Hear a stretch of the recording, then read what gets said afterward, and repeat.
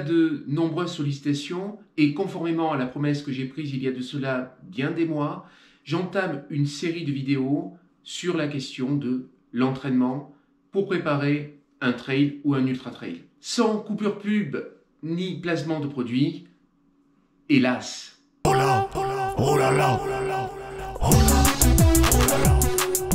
Pour ceux qui ne savent pas à quoi ressemble une de mes saisons de trail, je dirais simplement que je réalise 8 à 10 courses par an. Principalement des ultras. Par exemple, cette année, j'ai fait 6 ultra trails, la Trans Grande Canaria, la Trans Aubrac, la Maxi Race, la Montagnarde, un 4e UTMB, les grands trails d'Auvergne, le 133 km, un trail long, les 75 km du trail du Saint-Jacques, Aramon Trail en début d'année et Martigues-Carreau plus récemment, à savoir qu'il y a un 3e qui est prévu, le Saucé Trail, début décembre.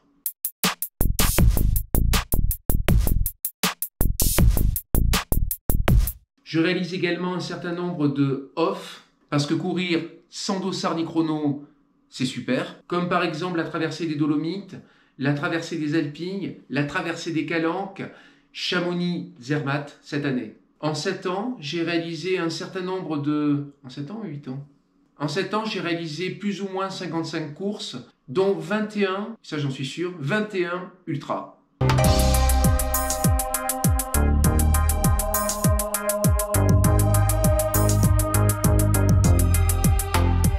Entre 2016 et 2020, je ne filmais pas les courses.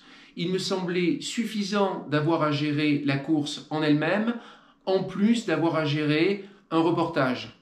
Depuis 2021, je filme systématiquement toutes ces courses. Vous pourrez d'ailleurs retrouver toutes ces vidéos sur ma chaîne qui s'appelle, comme vous avez peut-être pu le constater, Royal Bâtard.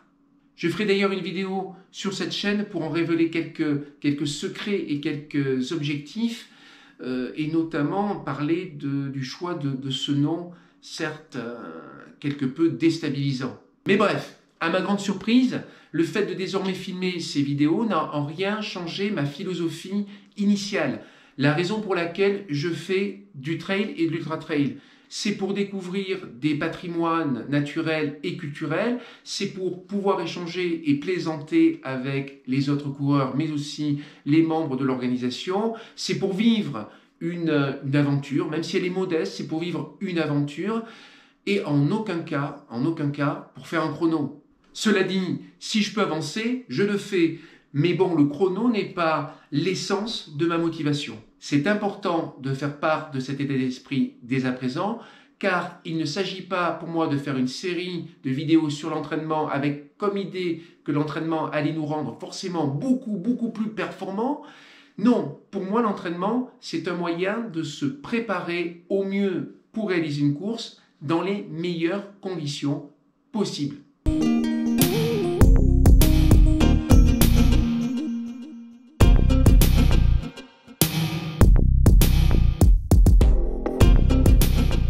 Illégitime pour parler d'entraînement parce que je ne suis pas coach sportif, je ne suis pas athlète de haut niveau, je suis plutôt athlète de bas niveau et je suis encore moins gourou. Ouais, les gourous, il y en a quelques-uns quand même. Mais voilà ce que j'ai fait. Je suis allé voir un certain nombre, beaucoup, de vidéos de youtubeurs qui parlent essentiellement d'entraînement, de préparation, du matériel, de l'alimentation, bref, de tout ce qui est autour du trail et de l'ultra trail pour se préparer à ce genre d'épreuves. Des youtubeurs qui ont pignon sur web. Oui, parce que un youtubeur, il n'a pas pignon sur rue, il a pignon sur web. C'est QFD. Et je suis arrivé à un constat que tout le monde peut faire, c'est que sur le nombre plus ou moins important, voire très important, de vidéos réalisées par ces youtubeurs, eh bien, il y a très peu de vidéos qui parlent de leurs courses. Alors évidemment, j'ai conscience que ces chaînes n'ont pas pour but de réaliser des insights, mais pour but de rendre compte des conseils les plus usuels, les plus apparemment pratiques, pour être au mieux dans notre discipline.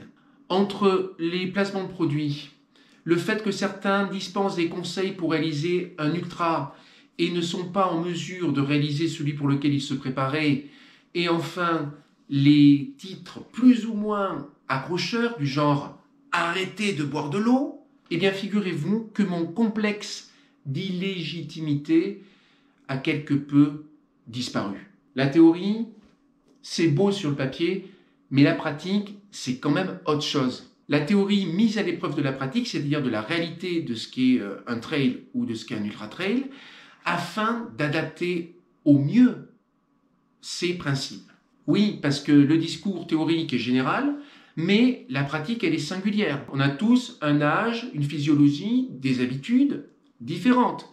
Et donc, la question, c'est pas de trouver la recette magique à laquelle je ne crois pas. Autant vous le dire tout de suite, il ne s'agit pas dans ces vidéos de dispenser des recettes magiques qui évidemment n'existent pas et qui viendraient résoudre tel problème ou tel autre problème que rencontreraient les coureurs. Chaque coureur étant unique, chaque coureur ayant une physiologie, un âge, des habitudes uniques, il s'agit plutôt de voir comment on peut adapter des méthodes en fonction de sa pratique. Si vous attendez de mon expérience des trucs qui fonctionnent à tous les coups, je vous répondrai j'ai pas ça dans le sac. C'est vous qui allez les trouver. C'est vous qui allez les trouver à travers votre pratique, à travers l'expérience que vous avez accumulée et aussi à travers la force de vos rêves. Oh là, oh là là, oh là là, oh là, oh là là, oh là, oh là. Pour mener à bien et pour illustrer cette série sur l'entraînement, je vous invite à suivre ma préparation pour les grands rendez-vous de 2024, à minima entre les mois de décembre et début avril. Après, il y aura sans doute beaucoup trop de courses dans mon calendrier pour recréer des blocs entre guillemets, sérieux de préparation. On peut déjà regrouper les épisodes de cette série en 4 grandes étapes. La première, suite à une grande saison, une grosse saison, une saison d'ultra trail et de trail, la première de ces étapes, c'est tout simplement la phase de récupération, de repos, qui ne correspond pas à une absence d'effort physique. Au contraire, on peut faire de la récupération active. Si elle est bien dosée, ça nous permettra de retrouver plus rapidement notre état de forme. La deuxième phase, c'est la phase de reprise progressive de l'activité. La troisième phase, c'est à proprement parler celle qui correspond à ce que l'on entend par l'entraînement. Il ne sera en aucun cas pour moi de vous amener à faire des exercices ayant pour but à vous surpasser pour trouver le meilleur niveau. D'abord, je les connais pas, j'ai pas envie d'en parler, j'ai pas envie d'en faire état parce que ce qui m'intéresse, c'est pas de trouver le meilleur niveau. Ce qui m'intéresse, c'est une préparation qui va permettre, comme je l'ai dit précédemment, d'arriver dans les meilleures dispositions le jour de la course. Voilà. Enfin, quatrième et dernière phase, vous la connaissez sans doute, c'est la phase d'affûtage. C'est ma préférée. À la fin de chaque épisode, je présenterai le travail que je me donne pour la semaine à venir. Ça pourra peut-être vous inspirer. Vous ferez comme vous voulez. Je cherche absolument pas à convaincre qui que ce soit. Si je peux rendre service par un retour d'expérience, c'est en soi pour moi une grande satisfaction. Comme à mon habitude, je ne vous demande ni de vous abonner, ni de liker, ni de partager, ni de commenter.